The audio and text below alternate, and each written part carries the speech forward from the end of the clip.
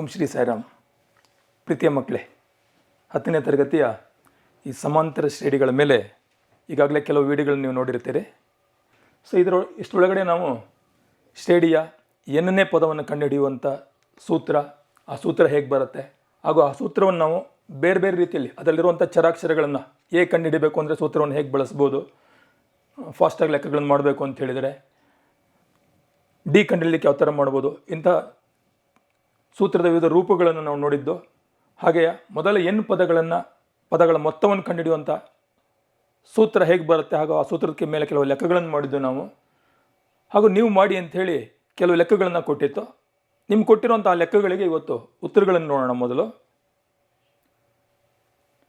ನೀವು ಬರೆದಿರೋ ಉತ್ತರಗಳನ್ನು ಚೆಕ್ ಮಾಡಿಕೊಂಡು ಸ್ವಯಂ ಮೌಲ್ಯಮಾಪನವನ್ನು ನೀವು ಮಾಡ್ಕೊಳ್ತಾ ಹೋಗಿ.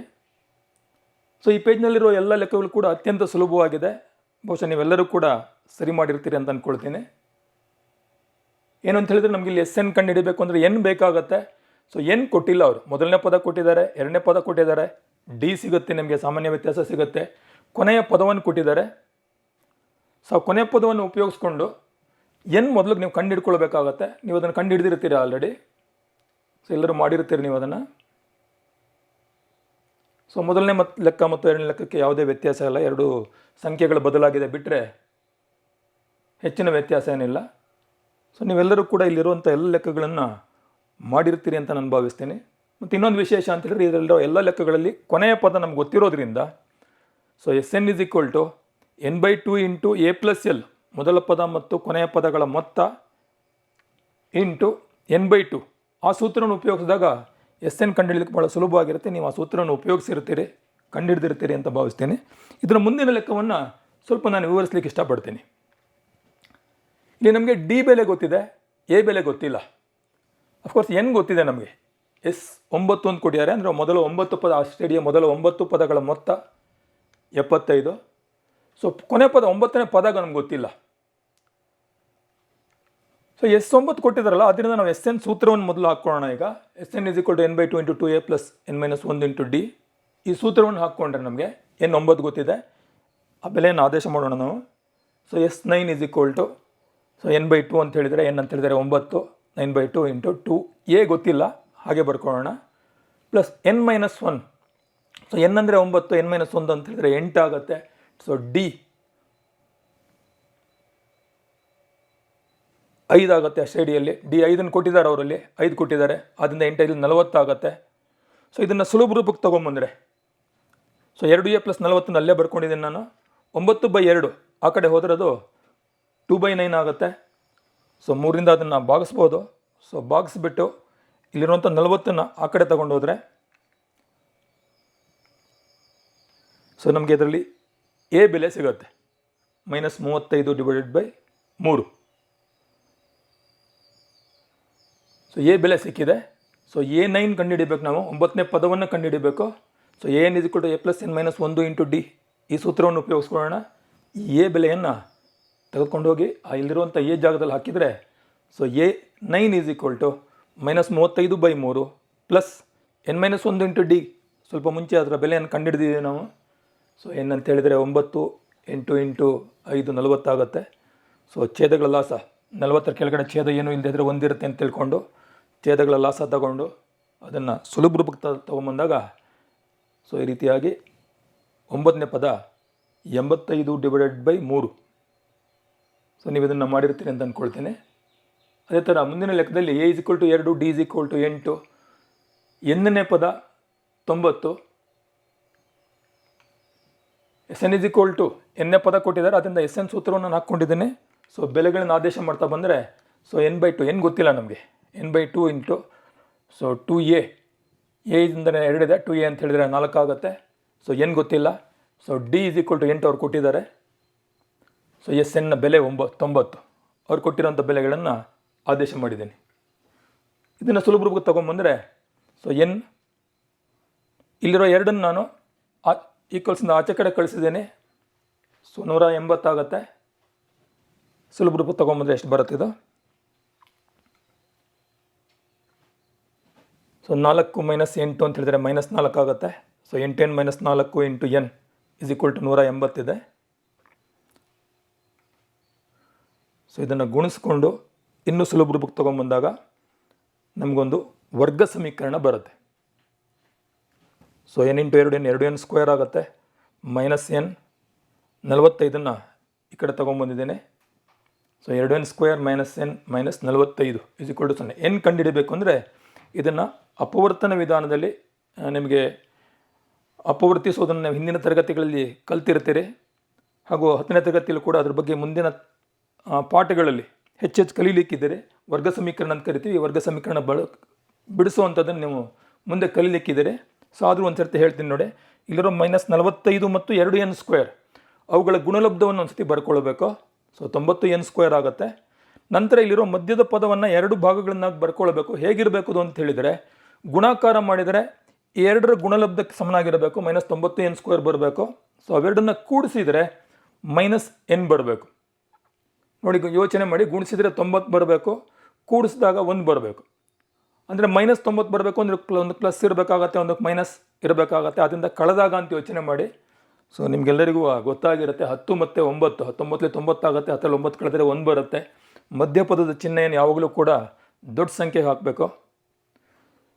ಸೊ ಈ ಥರದಲ್ಲಿ ಮೈನಸ್ 10n ಮತ್ತು ಪ್ಲಸ್ 9n ಅದನ್ನು ಬಳಸಿಕೊಂಡು ಇಲ್ಲಿರುವಂಥ ಮಧ್ಯದ ಪದವನ್ನು ವಿಂಗಡಿಸಿ ಬರ್ಕೊಂಡ್ರೆ ನಮಗೆ ಸಮೀಕರಣ ಏನಾಗುತ್ತೆ ಅಂತ ಹೇಳಿದರೆ 2n square minus 10n plus 9n minus 45 is equal to 0 ಆಗುತ್ತೆ. ಸೊ ಇದರಲ್ಲಿ ಮೊದಲ 2 ಪದಗಳಲ್ಲಿ 2n ಕಾಮನ್ ತೆಗಿಬೋದು. ಮುಂದಿನ 2 ಪದಗಳಲ್ಲಿ 9n ಕಾಮನ್ ತೆಗಿಬೋದು. ಮೊದಲ 2 ಪದದಲ್ಲಿ 2 ಮತ್ತು n ಕೂಡ ಕಾಮನ್ ಇದೆ. 2n ಕಾಮನ್ ತೆಗೆದರೆ n ಮೈನಸ್ 5 ಆಗುತ್ತೆ. ಮುಂದಿನ 2 ಪದಗಳಲ್ಲಿ 9n ಕಾಮನ್ ತೆಗೆದರೆ n ಮೈನಸ್ 5 ಆಗುತ್ತೆ. So is equal to 0. ಎಲ್ಲ ಸ್ಟೆಪ್ಸಲ್ಲೂ ಹಾಗೆ ಮುಂದುವರಿಯುತ್ತೆ ಅದು. ಪುನಃ ಇಲ್ಲಿ ಅಬ್ಸರ್ವ್ ಮಾಡಿ, n ಮೈನಸ್ 5 ಈ ಪದದಲ್ಲೂ n ಮೈನಸ್ 5 ಇದೆ, ಈ ಪದದಲ್ಲೂ n ಮೈನಸ್ 5 ಇದೆ. ಸೊ n ಮೈನಸ್ 5ಅನ್ನು ನೀವು ಕಾಮನ್ ತೆಗೆದರೆ n ಮೈನಸ್ 5 ಇಂಟು ಉಳಿದಿರುವಂಥ 2n plus 9 is equal to 0. So ನಿಮಗೆ ಗೊತ್ತಿರುತ್ತೆ, 2 ಅಪವರ್ತನಗಳ ಗುಣಲಬ್ಧ 0 ಆಗಬೇಕು ಅಂತ ಹೇಳಿದರೆ ಕನಿಷ್ಠ ಅದರಲ್ಲಿ ಒಂದಾದರೂ ಕೂಡ 0 ಆಗಿರಲೇಬೇಕಾಗತ್ತೆ. ಆದ್ದರಿಂದ ಇವೆರಡರ ಗುಣಲಬ್ಧ 0 ಆಗಬೇಕು ಅಂದರೆ ಒಂದು n ಮೈನಸ್ 5 0 ಆಗಿರಬೇಕು, ಅಥವಾ 2n ಪ್ಲಸ್ 9 0 ಆಗಿರಬೇಕು. n ಮೈನಸ್ 5 ಯಾವಾಗ 0 ಆಗುತ್ತೆ ಅಂತ ಹೇಳಿದರೆ n ಇಸ್ ಈಕ್ವಲ್ ಟು 5 ಇದ್ದಾಗ, ಅಥವಾ 5 ಆ ಕಡೆ ತಗೊಂಡು ಹೋದಾಗ ಮೈನಸ್ 5 ಆ ಕಡೆ ಹೋದರೆ ಪ್ಲಸ್ 5 ಆಗುತ್ತೆ. ಆ ಥರದಲ್ಲಿ n ಇಸ್ ಈಕ್ವಲ್ ಟು 5 ಇದ್ದಾಗ n ಮೈನಸ್ 5 0 ಆಗುತ್ತೆ. ಅಥವಾ n is equal to minus 9 divided by 2, 9 ಆ ಕಡೆ ತಗೊಂಡು ಹೋಗಿ ಮೈನಸ್ 9 ಆಗುತ್ತೆ. 2 ಸಹಗುಣಕ ಛೇದಕ್ಕೆ ಬರುತ್ತೆ. ಸೊ ಆ ಥರ ಇದ್ದಾಗಲೂ ಕೂಡ n ಬೆಲೆ 0 ಆ ಅಪವರ್ತನದ ಬೆಲೆ 0 ಆಗುತ್ತೆ. ಆದರೆ ಶ್ರೇಣಿಯಲ್ಲಿ ಯಾವಾಗಲೂ n ಅಂತ ಹೇಳೋದು ಸ್ವಾಭಾವಿಕ ಸಂಖ್ಯೆ ಆಗಿರಬೇಕು. ಮೈನಸ್ 9/2 ಅನ್ನೋ ಸ್ವಾಭಾವಿಕ ಸಂಖ್ಯೆ ಅಲ್ಲ. ಆದ್ದರಿಂದ ಈ ಲೆಕ್ಕಕ್ಕೆ ನಮಗೆ n ಇಸ್ ಈಕ್ವಲ್ ಟು 5 ಅನ್ನೋ ಸರಿ ಉತ್ತರ ಆಗಿರುತ್ತೆ. ಆದ್ದರಿಂದ ಈ ಶ್ರೇಣಿಯ n ಬೆಲೆ 5 ಆಗಿರುತ್ತೆ. ಅಂದರೆ ಮೊದಲ 5 ಪದಗಳ ಮೊತ್ತ 90 ಆಗಿರುತ್ತೆ. ಸೊ ಈಗ an ಕಂಡುಹಿಡಬೇಕು. ಸೊ an ಸೂತ್ರವನ್ನು ಬಳಸಿ ನೀವು ಈಗಾಗಲೇ ಬೇಕಾದಷ್ಟು ಲೆಕ್ಕಗಳನ್ನು ಮಾಡಿಬಿಟ್ಟಿರ್ತೀರಿ. So an is equal to a plus n minus 1 into D. ಆ ಸೂತ್ರಕ್ಕೆ ಬೇಕಾಗಿರುವಂಥ ಎಲ್ಲ ಬೆಲೆಗಳಿದೆ. ಆ ಬೆಲೆಗಳನ್ನು ಆದೇಶ ಮಾಡಿಕೊಂಡ್ರೆ 5ನೇ ಪದ 34 ಸಿಗತ್ತೆ. ಮುಂದಿನ ಲೆಕ್ಕಕ್ಕೆ ಹೋಗೋಣ ಮಕ್ಕಳೇ. ಸೊ ಇಲ್ಲಿ a ಇಸ್ ಈಕ್ವಲ್ ಟು 8 ಮೊದಲನೇ ಪದ ಕೊಟ್ಟಿದ್ದಾರೆ, ಕೊನೆಯ ಪದ ಕೊಟ್ಟಿದ್ದಾರೆ, ಎನ್ ಬೆಲೆಯನ್ನು ಕೊಟ್ಟಿದ್ದಾರೆ, ಎನ್ ಕೊಟ್ಟಿಲ್ಲ, ಡಿ ಕೊಟ್ಟಿಲ್ಲ. ಸೊ ಆದ್ದರಿಂದ ಇದರಲ್ಲಿ ನಾವು N is equal to N into A plus L divide by 2 ಸೂತ್ರವನ್ನು ಬಳಸಬೇಕಾಗತ್ತೆ. N is equal to n by 2 into 2a plus n minus 1 into D. ಆ ಸೂತ್ರವನ್ನು ಬಳಸ್ಕೊಂಡ್ರೆ ಈ ಲೆಕ್ಕ ಮಾಡಲಿಕ್ಕೆ ಸಾಧ್ಯ ಆಗಲ್ಲ. ಸೊ ಈ ಸೂತ್ರವನ್ನು ಬಳಸ್ಕೊಂಡು ಎ ಬೆಲೆಯನ್ನು ಆದೇಶ ಮಾಡಿ, ಎಲ್ ಅಂತ ಹೇಳಿದರೆ an ಕೊನೆಯ ಪದ 62 ಅದನ್ನು ಬಳಸ್ಕೊಳ್ಳಿ. ಸುಲಭ ರೂಪಕ್ಕೆ ತೊಗೊಂಬಂದರೆ ನಿಮಗೆ n ಬಹಳ ಸುಲಭವಾಗಿ ಸಿಗುತ್ತೆ, 6 ಸಿಗುತ್ತೆ. ಸೊ ಇದನ್ನು ನೀವು ಮಾಡಿರ್ತೀರಿ, ನೀವು ಇದೆಲ್ಲ ಹೋಮ್ವರ್ಕ್ ಕೊಟ್ಟಿರೋಂಥ ಲೆಕ್ಕಗಳು ನಿಮಗೆ. ಸೊ ಆನಂತರ ಡಿ ಕಂಡುಹಿಡಿಯಬೇಕು. D is equal to l minus a divide by n minus 1 ಆ ಥರ ಬೇಕಾದರೂ ಬಳಸ್ಕೊಳ್ಬೋದು. ಅಥವಾ an is equal to a plus n minus 1 into D ಆ ಸೂತ್ರವನ್ನು ಬೇಕಾದರೂ ಬಳಸ್ಕೊಳ್ಬೋದು. ಸೊ ಎಲ್ ಕೊನೆಯ ಪದ ಬೆಲೆ ಗೊತ್ತಿದೆ ನಿಮಗೆ, ಬೆಲೆ ಗೊತ್ತಿದೆ, 62 ಮೈನಸ್ 8 ಆಗುತ್ತೆ. So divide by n minus 1. So n ಬೆಲೆ ನಮ್ಗೆ 6 ಸಿಕ್ಕಿದೆ ಈಗ. ಸೊ n ಮೈನಸ್ 1 ಅಂದರೆ 5 ಆಗುತ್ತೆ. ಸೊ ಬಾಕ್ಸ್ ಇದ್ದರೆ so d is equal to 54 divided by 5 ಎಷ್ಟು ಸಿಗತ್ತೆ. ಸೊ ಮುಂದಿನ ಲೆಕ್ಕದಲ್ಲಿ ಸೊ ಇಲ್ಲಿರೋ ಎಲ್ಲ ಲೆಕ್ಕಗಳು ಕೂಡ S n is equal to N into A plus l divided by 2 ಈ ಸೂತ್ರದ ಮೇಲೆ ಮಾಡಲಿಕ್ಕೆ ಸಾಧ್ಯ ಆಗುತ್ತೆ. ಸೊ ಏನಂತ ಹೇಳಿದರೆ ಎಲ್ ಕೊನೆಯ ಪದ. ಸೊ ಇದರಲ್ಲಿ ಬೆಲೆಗಳನ್ನು ಆದೇಶ ಮಾಡ್ಕೊಂಡು ಹೋದರೆ ನಮಗೆ ಸೊ ಎನ್ ಗೊತ್ತಿಲ್ಲ ನಮಗೆ, ಎನ್ ಕಂಡುಹಿಡಿಬೇಕು. ಎನ್ ಹಾಗೆ ಬರ್ಕೊಂಡಿದೆ, ಸೊ ಎ ಹಾಗೆ ಬರ್ಕೊಂಡಿದೆ. ಎಲ್ ಅಂತ ಹೇಳಿದರೆ 4, ಎ ಎನ್ ಕೊನೆಯ ಪದ 4 -28. ಹೇಗೆ ಬಂತು ಗೊತ್ತಾಗ್ತಾ ಮಕ್ಕಳು? -28. ಸೊ ಎಸ್ ಎನ್ ಅಂತ ಹೇಳಿದರೆ ಇಲ್ಲಿ 14 ಕೊಟ್ಟಿದ್ದಾರೆ, ಆದರೆ n/2 ಇಲ್ಲಿರೋ 2ನ ಓರೆ ಗುಣಾಕಾರ ಮಾಡಿದಾಗ ಅದು -28 ಆಗಿದೆ. ಹೇಗೆ ಮುಂದುವರ್ಸ್ಲಿಕ್ಕೆ ಸಾಧ್ಯ ಆಗುತ್ತೆ ಈ ಲೆಕ್ಕನ ಮುಂದೆ? ನಮ್ಗೆ ಎನ್ ಕೂಡ ಗೊತ್ತಿಲ್ಲ, ಎ ಕೂಡ ಗೊತ್ತಿಲ್ಲ, ಎನ್ ಮತ್ತು ಎ ಎರಡೂ ಗೊತ್ತಿಲ್ಲ. ಆದ್ದರಿಂದ ಇನ್ನೊಂದು ಸೂತ್ರವನ್ನು ತಗೊಳ್ಳೋಣ. ಡಿ ಡಿ ಬೆಲೆಯನ್ನು ಕೊಟ್ಟಿದ್ದಾರಲ್ಲ, L - A × n-1. ಈ ಸೂತ್ರವನ್ನು ತಗೊಂಡ್ರೆ ನಮಗೆ ಸೊ ಎಲ್ ಬೆಲೆ ಗೊತ್ತಿದೆ ನಮಗೆ 4 ಮೈನಸ್ ಎ ಹಾಗೆ ಬರ್ಕೊಳ್ಳೋಣ, ಎನ್ ಬೆಲೆ ಹಾಗೆ ಬರ್ಕೊಳ್ಳೋಣ. ಬರ್ಕೊಂಡು ಸುಲಭ ರೂಪಕ್ಕೆ ತೊಗೊಂಬಂದರೆ ನೋಡಿ, L - A ಅಂತ ಹೇಳಿದ್ರೆ ಎಲ್ ಅಂದರೆ 4, ಎ ಗೊತ್ತಿಲ್ಲ ಹಾಗೆ ಬರ್ಕೊಂಡಿದ್ದೇನೆ, n-1 ಹಾಗೇ ಇದೆ. ಡಿ ಬೆಲೆ ಗೊತ್ತಿದೆ, ಡಿ ಅಂದರೆ 2. ಈ ಜಾಗದಲ್ಲಿ ನಾವು 2 ಬರ್ಕೊಂಡು ಇದನ್ನು ಓರೆ ಗುಣಾಕಾರ ಮಾಡಿದರೆ ಸೊ 2 × n 2n ಆಗುತ್ತೆ, -2 × 1 -2 ಆಗುತ್ತೆ. ಸೊ 4 - A = 2n - 2 ಆಗುತ್ತೆ. ಸೊ ಇದರಿಂದ ನಮಗೆ A = 6 - 2n ಆಗುತ್ತೆ. ಹೇಗೆ ಅಂತ ಹೇಳಿದ್ರೆ ಎಲ್ಲರೂ ಏನ ಈ ಕಡೆ ತಗೊಳ್ತಾ ಇದ್ದೀನಿ ನಾನು, ಉಳಿದಿರೋ 2 ಪದಗಳನ್ನ ಈಚೆ ಕಡೆ ತರ್ತಾ ಇದ್ದೀನಿ. ಸೊ -A ಆ ಕಡೆ ಹೋದರೆ +A ಆಗುತ್ತೆ. ಇದು 4, ಇಲ್ಲಿರೋ -2 ಈ ಕಡೆ ಬಂದಾಗ +2, 4 2 6 ಆಯಿತು. ಸೊ 2n ಈಚೆ ಕಡೆ ತರ್ತಾ ಇದ್ದೀನಿ, -2n ಆಗುತ್ತೆ. A = 6 - 2n ಆಗುತ್ತೆ. ಸೊ ನಮ್ಗೆ 2 ಸಮೀಕರಣಗಳು ಸಿಕ್ಕಿದೆ. ಇಲ್ಲೊಂದು ಸಮೀಕರಣ ಇದೆ, ಇಲ್ಲೊಂದು ಸಮೀಕರಣ ಇದೆ. ಈ ಸಮೀಕರಣದಲ್ಲಿ ಎಯ ಬೆಲೆ ಗೊತ್ತಿದೆಯಲ್ಲ, ಆ ಎಯ ಬೆಲೆ ಅಂತಂದು ಈ ಸಮೀಕರಣದಲ್ಲಿ ಆದೇಶ ಮಾಡ್ತೀನಿ ನೋಡೋಣ. ನೋಡಿ, ಇಲ್ಲಿ ಎ ಇರೋ ಜಾಗ ಇದೆಯಲ್ಲ, ಎ ಇರೋ ಜಾಗದಲ್ಲಿ ಅಲ್ಲಿರುವಂಥ 6 - 2n ಅದನ್ನು ತಂದು ಬೆಲೆಯನ್ನು ಆದೇಶ ಮಾಡಿದರೆ ನಮಗೆ ಸೊ ಇದು ಹಿಂದಿನ ಲೆಕ್ಕದಲ್ಲಿ ಸಿಕ್ಕಿದಾಗೆ ನಮಗೊಂದು ವರ್ಗ ಸಮೀಕರಣ ಸಿಗುತ್ತೆ. ಸೊ ಈ ವರ್ಗ ಸಮೀಕರಣವನ್ನು ಅಪವರ್ತನ ಮಾಡಿಕೊಂಡು ಎನ್ ಬೆಲೆಯನ್ನು ಭಾಳ ಸುಲಭವಾಗಿ ಕಂಡುಹಿಡಿಬೋದು. ಅಪವರ್ತನ ಮಾಡಿದರೆ ಸೊ ಗುಣಿಸಿದರೆ 14 ಬರಬೇಕು, ಕಳೆದರೆ 5 ಬರಬೇಕು. 7 2 14 ಆಗುತ್ತೆ, 7 2 ಕಳೆದರೆ 5 ಆಗುತ್ತೆ. ಆ ಥರದಲ್ಲಿ ಇದನ್ನು ಅಪವರ್ತನ ಮಾಡಿಕೊಂಡ್ರೆ n - 7 × n + 2 = 0 ಆಗುತ್ತೆ. n - 7 0 ಆಗಬೇಕು ಅಂತ ಹೇಳಿದರೆ n = 7 ಆಗಿರುತ್ತೆ. n + 2 0 ಆಗಬೇಕು ಅಂತ ಹೇಳಿದರೆ n = -2 ಆಗುತ್ತೆ. ಸೊ ನಮಗೆ ಈ ಲೆಕ್ಕದಲ್ಲಿ n ಸ್ವಾಭಾವಿಕ ಸಂಖ್ಯೆ ಆಗಿರಬೇಕು. ಆದ್ದರಿಂದ n = 7 ಅಂತ ಹೇಳೋದು ಇದಕ್ಕೆ ಕರೆಕ್ಟ್ ಆಗಿರುವಂಥ ಉತ್ತರ ಆಗಿರುತ್ತೆ. ಸೊ ಎ ಕಂಡುಹಿಡಿಯಲಿಕ್ಕೆ ನೀವು ಬೇರೆ ಬೇರೆ ಸೂತ್ರಗಳನ್ನು ಉಪಯೋಗಿಸ್ಕೊಂಡು ಹೇಗೆ ಬೇಕಾದರೂ ಮಾಡ್ಬೋದು. ನಾನಿಲ್ಲಿ n = A + n - 1 × d ಈ ಸೂತ್ರವನ್ನು ಉಪಯೋಗಿಸ್ಬಿಟ್ಟು ಎ ಬೆಲೆಯನ್ನು ಕಂಡುಹಿಡಿದಿದ್ದೇನೆ. ಅದರ ಬದಲಿಗೆ ನೇರವಾಗಿ A = 6 - 2n ಇಲ್ಲಿದೆಯಲ್ಲ, ಎನ್ ಬೆಲೆ ನಮ್ಗೆ ಗೊತ್ತಾಗಿರೋದ್ರಿಂದ ಇಲ್ಲಿರುವಂಥ 6 - 2n ಅಲ್ಲಿ ಎ ಬೆಲೆಯನ್ನು ಆದೇಶ ಮಾಡಿ ಕೂಡ ನಾವು ಎನ್ನ ಬೆಲೆಯನ್ನು ಆದೇಶ ಮಾಡಿ ಕೂಡ ನಾವು ಎಯನ್ನು ಕಂಡುಹಿಡಿಬೋದು. ಇನ್ನು ನಿಮಗೆ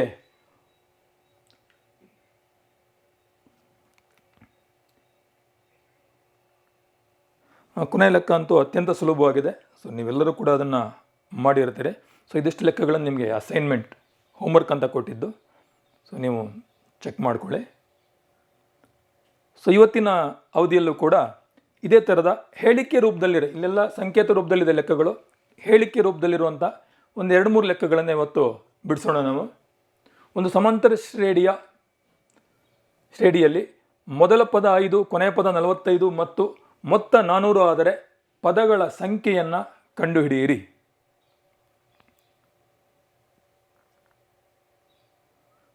ಹೇಳಿಕೆ ರೂಪದಲ್ಲಿರುವಂಥ ಲೆಕ್ಕಗಳನ್ನು ನೀವು ಓದ್ತಾ ಇದ್ದಂಗೆ ಅದನ್ನು ನೀವು ಸಂಖ್ಯೆಗಳ ರೂಪಕ್ಕೆ ಸಂಕೇತಗಳ ರೂಪಕ್ಕೆ ಪರಿವರ್ತನೆ ಮಾಡ್ಕೊಂಬಿಡಿ.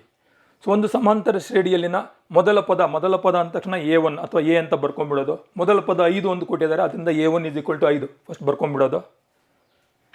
ಹಾಗೆ ಓದ್ತಾ ಇದ್ದಂಗೆ ಕೊನೆಯ ಪದ ನಾವು ಎಲ್ ಅಂತ ಬೇಕಾದರೂ ಬರಿಬೋದು, ಎನ್ ಅಂತ ಬೇಕಾದರೂ ಬರಿಬೋದು. 45 ಅಂದರೆ AN ಅಥವಾ ಎಲ್ ಯಾವುದನ್ನಾದ್ರೂ ಬರ್ಕೊಳ್ಳಿ. 45 ನಿಮ್ಗೆ ಗೊತ್ತಿರಬೇಕಷ್ಟೇ, ಏನ್ ಅಂದರೂ ಒಂದೇ ಎಲ್ ಅಂದರೂ ಒಂದೇ ಅಂತ ಗೊತ್ತಿರಬೇಕು. 45 ಅಂತ ಬರ್ಕೊಳ್ಳೋದು. ಮತ್ತು ಮೊತ್ತ SN = 400. ಇದಿಷ್ಟು ಅವ್ರು ಕೊಟ್ಟಿರುವಂಥ ಮಾಹಿತಿ. ಅದರ ಪದಗಳ ಸಂಖ್ಯೆಯನ್ನು ಕಂಡುಹಿಡಿಯಿರಿ. ಅಂದರೆ n = ಎಷ್ಟು ಅಂತ ನಾವು ಕಂಡುಹಿಡಿಬೇಕು. ಸೊ SN ಕೊನೆಯ ಪದ ನಮ್ಗೆ ಗೊತ್ತಿರೋದ್ರಿಂದ, ಸಾಧಾರಣ ಕೊನೆಯ ಪದ ಮೊದಲನೇ ಪದ ಗೊತ್ತಿದ್ದಾಗೆಲ್ಲ SN ಕಂಡುಹಿಡಿಬೇಕು ಅಂತ ಹೇಳಿದರೆ ಸೂತ್ರ n × A + L / 2 ಹಾಕ್ಕೊಳ್ತೀವಿ. ಸೊ ಇದೇ ಸೂತ್ರದಲ್ಲಿ ನಮಗೆ SN ಗೊತ್ತಿದೆ, n ಗೊತ್ತಿಲ್ಲ. ಸೊ ಯಾವುದೇ ಒಂದು ಸಮೀಕರಣದಲ್ಲಿ, ಸರಳ ಸಮೀಕರಣದಲ್ಲಿ ಅದರಲ್ಲಿ ಎಷ್ಟು ಚರಾಕ್ಷರಗಳಿರ್ತಾವೋ ಅದರಲ್ಲಿ ಯಾವುದೋ ಒಂದು ಚರಾಕ್ಷರ ಗೊತ್ತಿಲ್ಲದೆ ಅದರ ಉಳಿದಿರೋ ಎಲ್ಲ ಚರಾಕ್ಷರಗಳ ಬೆಲೆ ಗೊತ್ತಿದ್ದಾಗ ಆ ಸಮೀಕರಣದಿಂದ ನಮಗೆ ಗೊತ್ತಿಲ್ಲದೆ ಇರುವಂಥ ಚರಾಕ್ಷರದ ಬೆಲೆಯನ್ನು ಕಂಡುಹಿಡಿಬೋದು ಅಂತ ನಿಮ್ಗೆ ಗೊತ್ತಿದೆ. ಸೊ ಎಸ್ ಎನ್ ಜಾಗದಲ್ಲಿ 400 ಬರ್ಕೊಳ್ಳೋಣ, ಎನ್ ಹಾಗೆ ಬಿಟ್ಕೊಳ್ಳೋಣ. ಎ ಜಾಗದಲ್ಲಿ ಎ ಅಂದರೆ ಮೊದಲನೇ ಪದ 5 ಬರ್ಕೊಳ್ಳೋಣ, ಎಲ್ ಅಂತ ಹೇಳಿದರೆ ಕೊನೆ ಪದ 45 ಬರ್ಕೊಳ್ಳೋಣ. ಸೊ ಸುಲಭ ರೂಪಕ್ಕೆ ತೊಗೊಂಬಂದರೆ ಸೊ ಎನ್ ಇಂಟು ಎ ಅಂದರೆ 5, ಎಲ್ ಅಂದರೆ 45 ಡಿವೈಡೆಡ್ ಬೈ 2 ಸೂತ್ರದಲ್ಲಿರುವಂಥದ್ದು ಇಸ್ ಈಕ್ವಲ್ ಟು 400. ಸೊ ಇದನ್ನು ಓರೆ ಗುಣಾಕಾರ ಮಾಡ್ತೀನಿ. 45 + 5 50 ಆಗಿದೆ. 50ನ 2ರಿಂದ ಬಾಕ್ಸ್ ಬಿಟ್ಟಿದ್ದೀನಿ ಮೊದಲೇ. ಇಲ್ಲಿಗ 25 ಆಗುತ್ತೆ. ಇದು 25 ಎನ್ ಆಗುತ್ತೆ. ಇಲ್ಲಿ 25 ಎನ್ ಇಸ್ ಈಕ್ವಲ್ ಟು 400 ಆಗುತ್ತೆ. ಸೊ 25 ನೀವು ಆ ಕಡೆ ತಗೊಂಡು ಹೋದರೆ ಸೊ 400 ಡಿವೈಡ್ ಬೈ 25 ಉತ್ತರ 16 ಬರುತ್ತೆ. ಎನ್ ಇಸ್ ಈಕ್ವಲ್ ಟು ಸಮಾಂತರ ಶ್ರೇಣಿಯ ಪದಗಳ ಸಂಖ್ಯೆಯನ್ನು ಕಂಡುಹಿಡಿಯಿರಿ ಅಂತಿದೆ. So N is equal to 16 ಆಗುತ್ತೆ. ಅರ್ಥ ಆಗಿದೆ ಅಲ್ವಾ ಮಕ್ಕಳೇ?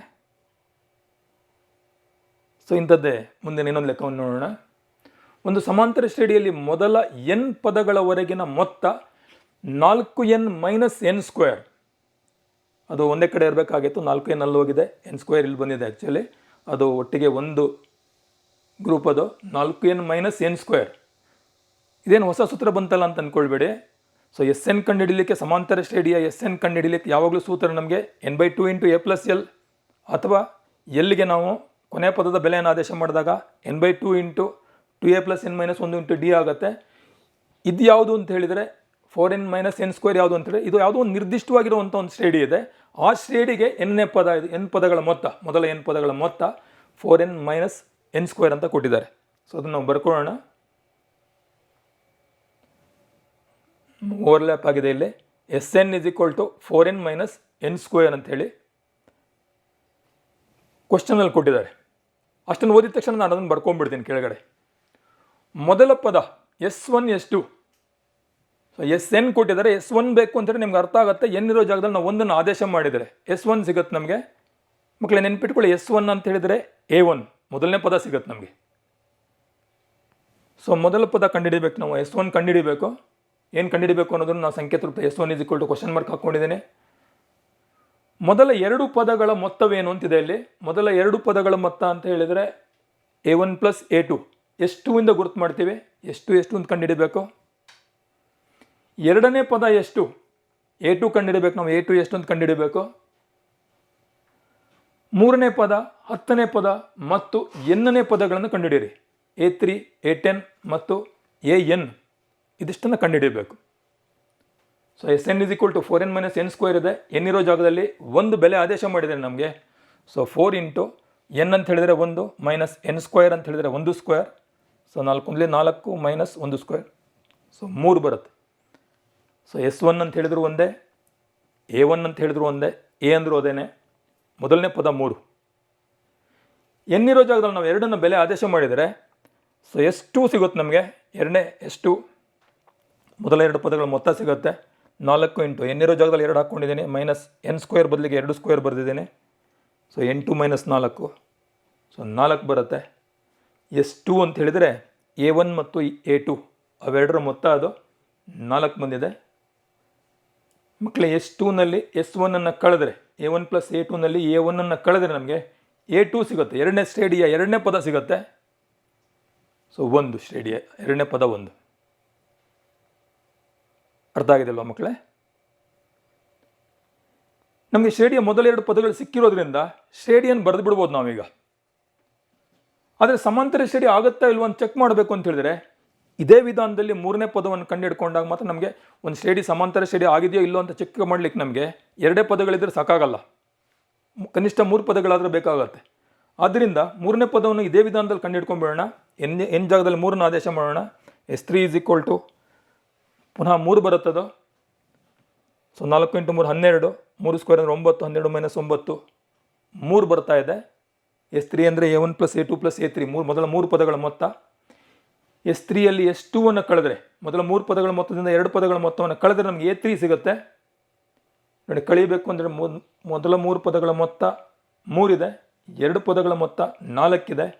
ಸೊ ಅದನ್ನು ಕಳೆದಾಗ 3 - 4 ಇಸ್ ಈಕ್ವಲ್ ಟು -1 ಬರುತ್ತೆ. ಅಂದರೆ A3 ಇಸ್ ಈಕ್ವಲ್ ಟು -1. ಈಗ ಶ್ರೇಣಿಯನ್ನು ಬರೆದು ಬಿಡೋಣ. A1 ಅಂತ ಹೇಳಿದರೆ 3, A2 ಅಂತ ಹೇಳಿದರೆ 1, A3 ಅಂತ ಹೇಳಿದರೆ -1. ಸೊ ಶ್ರೇಣಿ ಇಳಿಕೆ ಕ್ರಮದಲ್ಲಿದೆ, ಆದ್ದರಿಂದ ಸಾಮಾನ್ಯ ವ್ಯತ್ಯಾಸ ಋಣ ಸಂಖ್ಯೆ ಆಗಿರುತ್ತೆ, ಕಡಿಮೆ ಆಗ್ತಾ ಹೋಗಿದೆ. ಸೊ 3ಕ್ಕೆ 1ಕ್ಕೆ 2 ವ್ಯತ್ಯಾಸ ಇದೆ. ಶ್ರೇಣಿ ಇಳಿಕೆ ಕ್ರಮದಲ್ಲಿರೋದ್ರಿಂದ D = -2 ಆಗಿದೆ. ಸೊ ಅದನ್ನು ಉಪಯೋಗಿಸ್ಕೊಂಡು ನೀವು ಉಳಿದಿರುವಂಥ 10ನೇ ಪದ ಮತ್ತು ಇಲ್ಲಿ n ನೇ ಪದ, ಸೊ SN = ಈ ಥರ ಯಾವ ಥರ ಸೂತ್ರ ಇದೆಯಲ್ಲ ಅದೇ ಥರದಲ್ಲಿ ನಾವು ಎನ್ಗೆ ಸೂತ್ರವನ್ನು ಬರೀಬೇಕು ನಾವು ಅಂತೇಳಿದರೆ, ಎ ಇರೋ ಜಾಗದಲ್ಲಿ 3 ಬರ್ಕೊಳ್ಬೇಕು. AN = A + n - 1 × D. So ಈ ಸೂತ್ರದಲ್ಲಿ ಎ ಇರೋ ಜಾಗದಲ್ಲಿ 3 ಬರ್ಕೊಳ್ಬೇಕು. ಸೊ ಎನ್ನೇ ಪದ ಕಂಡುಹಿಡಬೇಕು ಅಂದರೆ ಎನ್ ಹಾಗೆ ಬರ್ಕೊಳ್ತೀವಿ ನಾವು, n - 1 × D. ಸೊ D ಅಂದರೆ ಆವಾಗಲೇ ಹೇಳಿದೆ ನಿಮಗೆ -2. ಸೊ -2 × n ಗುಣಿಸಿದರೆ -2n ಆಗುತ್ತೆ. -2 × -1 ಗುಣಿಸಿದರೆ +2 ಆಗುತ್ತದು. ಸೊ ಆ +2 ಮತ್ತು ಎ ಬೆಲೆ 3 ಅದನ್ನು ಕೂಡಿಸಿದಾಗ 5 ಬರುತ್ತೆ. ಅದರಿಂದ AN = 5 - 2n ಆಗುತ್ತೆ. ಮುಂದಿನ ಲೆಕ್ಕಕ್ಕೆ ಹೋಗೋಣ. ಇದು ಬಹಳ ಅತ್ಯಂತ ಸುಲಭವಾಗಿರುವಂಥ ಲೆಕ್ಕ. ಬೇರೆ ಬೇರೆ ವಿಧಾನಗಳನ್ನು ಮಾಡಲಿಕ್ಕಾಗತ್ತೆ. ಮೊದಲ 15 8ರ ಅಪವರ್ತ್ಯಗಳ ಮೊತ್ತ ಏನು? ಸೊ ಸಂಖ್ಯೆಗಳನ್ನು ಉಪಯೋಗಿಸಿ ಬರ್ಕೊಂಡ್ರೆ 8, 8 16, 8 24 ಈ ಥರ ಮೊದಲ 15 ಪದಗಳ ಮೊತ್ತ ನಾವು ಕಂಡುಹಿಡಬೇಕಾಗಿದೆ. ಇದನ್ನು ನಾವು ಶ್ರೇಣಿಯನ್ನು ಉಪಯೋಗಿಸ್ಬಿಟ್ಟು ಬೇಕಾದರೂ ಮಾಡ್ಬೋದು, ಅಥವಾ ಅದಕ್ಕಿಂತ ಸುಲಭವಾಗಿ ಇದರಲ್ಲಿ 8 ಕಾಮನ್ ತೆಗೆದುಬಿಡ್ತೀನಿ. ಎಲ್ಲದ 8ರಿಂದ ಭಾಗ 8ರ ಅಪವರ್ತ್ಯಗಳಾಗಿದ್ದು 8 ಕಾಮನ್ ತೆಗೆದುಬಿಟ್ರೆ 1 + 2 + 3 ಈ ಥರ ಕೊನೆಯ ಪದ 8 15 ಭಾಗ ಆಗಿರುತ್ತೆ, +15 ಆಗುತ್ತೆ. ಸೊ ಮೊದಲ 15 ಸ್ವಾಭಾವಿಕ ಸಂಖ್ಯೆಗಳ ಮೊತ್ತವನ್ನು 8ರಿಂದ ಗುಣಿಸಿದರೆ ಈ ಲೆಕ್ಕಕ್ಕೆ ಬೇಕಾಗಿರುವಂಥ ಉತ್ತರ ನಮಗೆ ಸಿಗುತ್ತೆ. ಸ್ವಾಭಾವಿಕ ಸಂಖ್ಯೆಗಳ ಮೊತ್ತವನ್ನು ಕಂಡುಹಿಡಿಯಲಿಕ್ಕೆ ನಿಮಗೆ ಈಗಾಗಲೇ ಒಂದು ಸೂತ್ರವನ್ನು ಕೊಟ್ಟಿದ್ದು ಕಳೆದ ವಿಡಿಯೋದಲ್ಲಿ. ಸ್ವಾಭಾವಿಕ ಸಂಖ್ಯೆ ಮೊದಲ n ಸ್ವಾಭಾವಿಕ ಸಂಖ್ಯೆಗಳ ಮೊತ್ತ ಅದನ್ನು ಕಂಡುಹಿಡಿಯಲಿಕ್ಕೆ ಒಂದು ಸೂತ್ರವನ್ನು ಕೊಟ್ಟಿತ್ತು. σn = n × n + 1 / 2. ಸೊ ಇಲ್ಲಿ ಮೊದಲ 15 ಸ್ವಾಭಾವಿಕ ಸಂಖ್ಯೆಗಳ ಮೊತ್ತ ಬೇಕು. n ಇರೋ ಜಾಗದಲ್ಲಿ 15 ಹಾಕ್ಕೊಂಡ್ರೆ 15 × 16 / 2 ಆಗುತ್ತೆ. ಸೊ 2 8 16, 15 8 120 ಆಗುತ್ತೆ. ಅಂದರೆ ಇದಿಷ್ಟರ ಮೊತ್ತ 1ರಿಂದ ಹಿಡಿದು 15ರವರೆಗಿನ ಸ್ವಾಭಾವಿಕ ಸಂಖ್ಯೆಗಳ ಮೊತ್ತ 120 × 8 ಗುಣಿಸಿದರೆ 960 ಆಗುತ್ತೆ.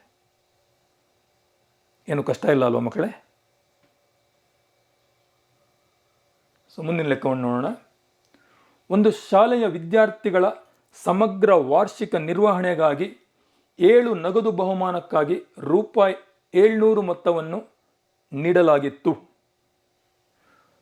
ಪ್ರತಿ ಬಹುಮಾನವು ಅದರ ಮುಂಚಿನ ಬಹುಮಾನಕ್ಕಿಂತ ₹20 ಕಡಿಮೆಯಾದರೆ ಪ್ರತಿ ಬಹುಮಾನಗಳ ಮೌಲ್ಯ ಕಂಡುಹಿಡಿಯಿರಿ. ಡಿ ಗೊತ್ತಿಲ್ಲ, ಎ ಗೊತ್ತಿಲ್ಲ, ಡಿ ಗೊತ್ತಿದೆ. ಇಲ್ಲಿಗೆ ಪ್ರತಿ ಬಹುಮಾನ ಅದರ ಹಿಂದಿನ ಬಹುಮಾನಕ್ಕಿಂತ ₹20 ಕಡಿಮೆ ಅಂತ ಕೊಟ್ಟಿದ್ದಾರೆ. D = -20 ಗೊತ್ತಾಗಿದೆ ನಮಗೆ. ಸೊ ಎ ಗೊತ್ತಿಲ್ಲ. ಇದೇನು 700 ಏನಿದು? ಒಂದು ಶಾಲೆಯ ವಿದ್ಯಾರ್ಥಿಗಳ ಸಮಗ್ರ ವಾರ್ಷಿಕ ನಿರ್ವಹಣೆಗಾಗಿ 7 ನಗದು ಬಹುಮಾನಕ್ಕಾಗಿ ₹700 ಮೊತ್ತವನ್ನು ನೀಡಲಾಗಿತ್ತು. ಅದು 7 ಜನರು ವಿದ್ಯಾರ್ಥಿಗೆ 7 ಬಹುಮಾನಕ್ಕೆ ಸೇರಿ ಕೊಡುವಂಥ ಮೊತ್ತ ಅದು. ಸೊ ಅದರಿಂದ ಅದನ್ನು S7. ಸೊ S7 ಅಂತ ಹೇಳಿದ್ರೆ 7 ಆಗುತ್ತೆ. ಅದರಲ್ಲಿ ನಮಗೆ ಎ ಗೊತ್ತಿಲ್ಲದೆ ಇರೋದ್ರಿಂದ ಡಿ ಗೊತ್ತಾಗಿದೆ. ಪ್ರತಿ ಬಹುಮಾನ ಅದರ ಹಿಂದಿನ ಬಹುಮಾನಕ್ಕಿಂತ ₹20 ಕಡಿಮೆ ಅಂತ ಕೊಟ್ಟಿರೋದ್ರಿಂದ ನಾವು ಏನು ಬರ್ಕೊಳ್ಬೋದು ಅಂದರೆ, ಮೊದಲನೇದನ್ನು ಎ ಅಂತ ತಿಳ್ಕೊಂಡ್ರೆ, ಎರಡನೇದು A - 20 ಆಗುತ್ತೆ, ಮೂರನೇದು A - 40 ಆಗುತ್ತೆ. ಸೊ 7ನೇ ಪದ A + n - 1 × D. n ಅಂದರೆ 7, n - 1 ಅಂದರೆ 6, 6 × D, 6 × 20 120 ಆಗುತ್ತೆ, A - 120 ಆಗುತ್ತೆ. ಸೊ ಇದನ್ನು ನಾವು ಕೂಡಿಸಿದರೆ ನಮಗೆ, ಸೊ ಎ ಅಂತ ಹೇಳೋದು 7 ಸರ್ತಿ ಇರುತ್ತೆ, 7A ಆಗುತ್ತೆ. ಮೈನಸ್ ಕಾಮನ್ ತೊಗೊಂಡ್ರೆ 20 + 40 + ಈ ಥರ 120 ತನಕ ಆಗುತ್ತೆ. ಪುನಃ ಇದನ್ನು ಕೂಡಿಸ್ಲಿಕ್ಕೆ ಬೇರೆ ಬೇರೆ ವಿಧಾನಗಳಿದ್ದಾವೆ.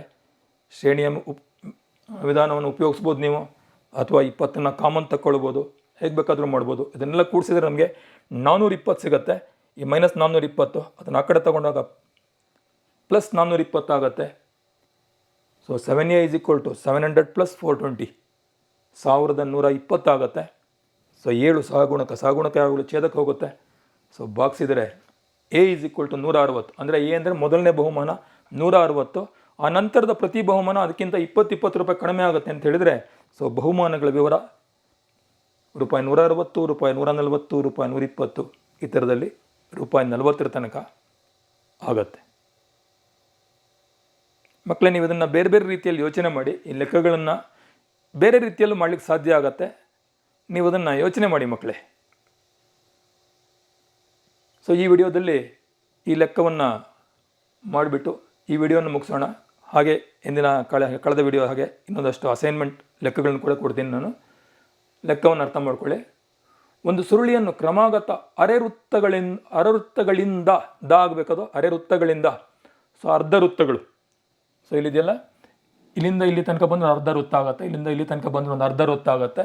ಈ ಥರ ಕ್ರಮಾಗತ ಅರ್ಧ ವೃತ್ತಗಳಿಂದ ಮಾಡಲಾಗಿದೆ.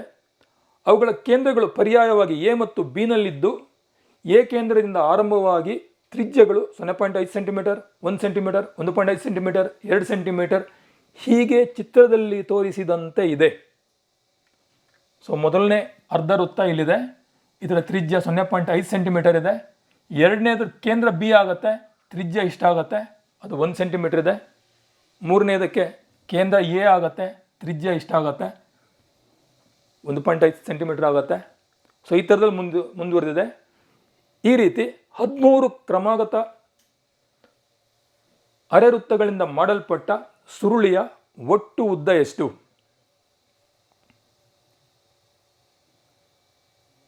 ಸೊ ವೃತ್ತದ ವೃತ್ತದ ಪರಿಧಿ ಸುತ್ತಳತೆಯನ್ನು ಕಂಡುಹಿಡಿಯಬೇಕು ಅಂದರೆ 2πr ಸೂತ್ರ ಇರುತ್ತೆ.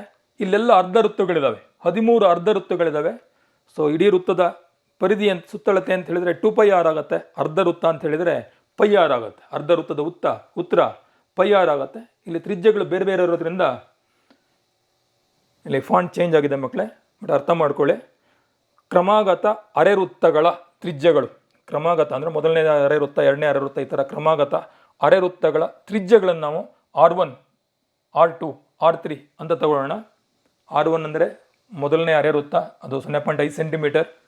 R2 ಅಂತ ಹೇಳಿದ್ರೆ 1 ಸೆಂಟಿಮೀಟರ್. ಈ ಥರದಲ್ಲಿ ಭಾವಿಸ್ಕೊಳ್ಳೋಣ. ಸೊ ಅರ್ಧ ವೃತ್ತದ ಸುತ್ತಳತೆ, ಅರ್ಧ ವೃತ್ತದ ಉದ್ದ ಬೇಕು ಅಂತ ಹೇಳಿದ್ರೆ πr ಮಾಡ್ಬೇಕು. ನಾವು ತ್ರಿಜ್ಯವನ್ನು R1, R2, R3 ಅಂತ ತಗೊಂಡಿರೋದ್ರಿಂದ ಸೊ πr1 + πr2 + πr3 ಒಟ್ಟು ಉದ್ದ ಬೇಕು ಅಂತ ಹೇಳಿದಾಗ ಈ ಥರ 13 ಪದಗಳ ಮೊತ್ತವನ್ನು ಕಂಡುಹಿಡಬೇಕಾಗತ್ತೆ. ಇದರಲ್ಲಿ ಪೈಯನ್ನು ಕಾಮನ್ ತೆಗೆದರೆ ಸೊ 0.5, R1 ಅಂದರೆ 0.5 ಮೊದಲನೇ ವೃತ್ತದ ತ್ರಿಜ್ಯ, R2 ಅಂತ ಹೇಳಿದರೆ 1 ಎರಡನೇ ಅರ್ಧ ವೃತ್ತದ ತ್ರಿಜ್ಯ. ಸೊ ಇವನ್ನೆಲ್ಲ ಕೂಡಿಸ್ಬೇಕಾಗತ್ತೆ. ಇಲ್ಲೂ ಕೂಡ ಇದನ್ನು ಕೂಡಿಸ್ಲಿಕ್ಕೆ ಬೇರೆ ಬೇರೆ ವಿಧಾನಗಳಿದ್ದಾವೆ. ಸೊ ನೆಕ್ಸ್ಟ್ ಸ್ಟೆಪ್ಪಲ್ಲಿ ನಾನು ಏನು ಮಾಡ್ತಿದ್ದೀನಿ ಅಂತ ಹೇಳಿದ್ರೆ, ಭಾಳ ಸುಲಭವಾಗಿ ಕೂಡಿಸ್ಬೇಕು ಅಂದರೆ 0.5 ಕಾಮನ್ ತೆಗಿತಾ ಇದ್ದೀನಿ. ಸೊ 0.5 ಕಾಮನ್ ತೆಗೆದಾಗ 1, 2, 3, 4 ಈ ಥರ 13 ಪದಗಳಿದ್ದಾವೆ. ಕೊನೆ ಪದ 13 ಆಗುತ್ತೆ. ಮೊದಲ 13 ಸ್ವಾಭಾವಿಕ ಸಂಖ್ಯೆಗಳ ಮೊತ್ತ ಆಗುತ್ತೆ. ಸೊ ಅದನ್ನು ಕಂಡುಹಿಡಿದ್ರೆ ಮೊದಲ 13 ಸ್ವಾಭಾವಿಕ ಸಂಖ್ಯೆಗಳು 13 × 14 / 2 13 ಸ್ವಾಭಾವಿಕ ಸಂಖ್ಯೆಗಳ ಮೊತ್ತ. ಇಲ್ಲಿರೋ 0.5 ಅಂದರೆ ಅರ್ಧ ಅಂತ ಬರೆದಿದ್ದೀನಿ ನಾನು, 1/2 ಅಂತ ಬರೆದಿದ್ದೇನೆ. ಹಾಗೆ ಪೈಯ ಸನ್ನಿಹಿತ ಬೆಲೆ 22 / 7. ಸುಲಭ ರೂಪಕ್ಕೆ ತೊಗೊಂಬಂದರೆ ಇಲ್ಲಿರೋ 7 ಮತ್ತು 14 ಭಾಗ ಆಗುತ್ತೆ, 7 14 ಭಾಗ ಆಗುತ್ತೆ. ಅಲ್ಲಿ ಬಂದಿರೋಂಥ 2 ಇಲ್ಲಿ ಬಂದಿರೋ ಅಂಥ 2 ಜೊತೆ ಕ್ಯಾನ್ಸಲ್ ಆಗುತ್ತೆ. ಸೊ ಇಲ್ಲಿರೋ 2 11, 2 ಮತ್ತು 22 ಕ್ಯಾನ್ಸಲ್ ಆಗಿ 11 ಬರುತ್ತೆ. ಸೊ ಕೊನೆಯದಾಗಿ 11 × 13 ಮಾತ್ರ ಉಳ್ಕೊಳ್ಳುತ್ತೆ. ಸೊ ಒಟ್ಟು ಉದ್ದ 143 ಸೆಂಟಿಮೀಟರ್ ಆಗಿದೆ. ಅರ್ಥ ಆಗಿದೆ ಅಲ್ವಾ ಮಕ್ಕಳೇ? ಸೊ ಇವತ್ತಿನ ವಿಡಿಯೋನ ಇಲ್ಲಿಗೆ ನಿಲ್ಲಿಸೋಣ. ಇವತ್ತಿನ ವಿಡಿಯೋದಲ್ಲಿ ಕೊಡ್ತಾ ಇರುವಂಥ ಹೋಮ್ವರ್ಕ್ ನಿಮಗೆ, ಸೊ ನಿಮ್ಮ ಟೆಕ್ಸ್ಟ್ ಬುಕ್ಕಲ್ಲಿರುವಂಥ ಅಭ್ಯಾಸ 1.3ರ ಸೊ 4ನೇ ಲೆಕ್ಕ, 8ನೇ ಲೆಕ್ಕ, 9, 14, 17 ಅದಲ್ಲದೆ 19ನೇ ಲೆಕ್ಕ ಕೂಡ ಇದೆ. ಒಂದು ಶಾಲೆಯಲ್ಲಿ ಪ್ರತಿ ವಿಭಾಗದಿಂದ ಅವರ ತರಗತಿಯ ಸಂಖ್ಯೆಯಷ್ಟು ಗಿಡಗಳನ್ನು ನೆಡಬೇಕೆಂದು ತೀರ್ಮಾನಿಸಲಾಯಿತು. ಈ ಲೆಕ್ಕವನ್ನು ಹೇಳ್ತೀನಿ, ಒಂದು ಸತಿ ಕೇಳಿಸ್ಕೊಂಬಿಡಿ ಮಕ್ಕಳೇ. ಇಲ್ಲಿ ಕಾಣಿಸ್ತಾ ಇಲ್ಲ ಇದೀಗ. 17ನೇ ಲೆಕ್ಕ. ಒಂದು ಶಾಲೆಯಲ್ಲಿ ಪ್ರತಿ ವಿಭಾಗದಿಂದ ಅವರ ತರಗತಿಯ ಸಂಖ್ಯೆಯಷ್ಟು ಗಿಡಗಳನ್ನು ನೆಡಬೇಕೆಂದು ತೀರ್ಮಾನಿಸಲಾಯಿತು. ಆ ಶಾಲೆಯಲ್ಲಿ 1ನೇ ತರಗತಿಯಿಂದ 12ನೇ ತರಗತಿಯ ತನಕ ಪ್ರತಿ ತರಗತಿಯಲ್ಲಿ 3 ವಿಭಾಗಗಳಿದ್ದರೆ ಆ ಶಾಲೆಯವರು ನೆಡುವಂಥ ಒಟ್ಟು ಗಿಡಗಳ ಸಂಖ್ಯೆ ಎಷ್ಟು? ಆ ಶಾಲೆಯಲ್ಲಿ 1ನೇ ತರಗತಿಯಿಂದ 12ನೇ ತರಗತಿಯ ತನಕ ಪ್ರತಿ ತರಗತಿಯಲ್ಲಿ 3 ವಿಭಾಗಗಳಿದ್ದರೆ ಆ ಶಾಲೆ ನೆಡುವಂಥ ಒಟ್ಟು ಗಿಡಗಳ ಸಂಖ್ಯೆ ಎಷ್ಟು ಅಂಥೇಳಿ ಈ ಲೆಕ್ಕ ಇದೆ. ಇದು ಮಕ್ಕಳ ಲೆಕ್ಕವನ್ನು ನಿಧಾನವಾಗಿ ಓದಿ ಅರ್ಥ ಮಾಡ್ಕೊಳ್ಳಿ, ಸಂಕೇತ ರೂಪಕ್ಕೆ ಪರಿವರ್ತನೆ ಮಾಡ್ಕೊಳ್ಳಿ. ಹಾಗೆ ಇನ್ನೊಂದು ನಿಮಗೆ ಹೋಮ್ವರ್ಕಿಗೆ ಇನ್ನೊಂದು ಲೆಕ್ಕ ಅಂತ ಹೇಳಿದರೆ, ನಿಮ್ಮ ಟೆಕ್ಸ್ಟ್ ಬುಕ್ಕಲ್ಲಿರುವಂಥ ಅಭ್ಯಾಸ 1.3ರ 19ನೇ ಲೆಕ್ಕ. 200 ಮರದ ದಿಮ್ಮಿಗಳನ್ನು ಕೆಳಗಡೆ ಚಿತ್ರದಲ್ಲಿರುವಂತೆ ಒಂದರ ಮೇಲೊಂದು ಜೋಡಿಸಲಾಗಿದೆ. ಕೆಳಭಾಗ ಸಾಲಿನಲ್ಲಿ 20 ದಿಮ್ಮಿಗಳು, ನಂತರದ ಸಾಲಿನಲ್ಲಿ 19 ದಿಮ್ಮಿಗಳು, ಹೀಗೆ ಮುಂದುವರೆದಿದೆ. 200 ದಿಮ್ಮಿಗಳನ್ನು ಎಷ್ಟು ಸಾಲುಗಳಲ್ಲಿ ಇಡಲಾಗಿದೆ ಹಾಗೂ ಅತ್ಯಂತ ಮೇಲ್ಭಾಗದಲ್ಲಿರುವ ಸಾಲಿನಲ್ಲಿ ಒಟ್ಟು ಎಷ್ಟು ದಿಮ್ಮಿಗಳಿರುತ್ತವೆ? ಸೊ ಇಲ್ಲಿ ಬಿಟ್ಟು ಹೋಗಿರುವಂಥದ್ದು ಅತ್ಯಂತ ಮೇಲ್ಭಾಗದಲ್ಲಿರುವ ಸಾಲಿನಲ್ಲಿ ಒಟ್ಟು ಎಷ್ಟು ದಿಮ್ಮಿಗಳಿರ್ತವೆ ಅಂತೇಳಿ ಕಂಡುಹಿಡಬೇಕು. ಸೊ ಇದನ್ನು ಮಾಡ್ಕೊಂಡು ಬನ್ನಿ. ಎಲ್ಲರಿಗೂ ಒಳ್ಳೆಯದಾಗಲಿ. ಇವತ್ತಿನ ವಿಡಿಯೋನ ಮುಗಿಸೋಣ. ಧನ್ಯವಾದಗಳು.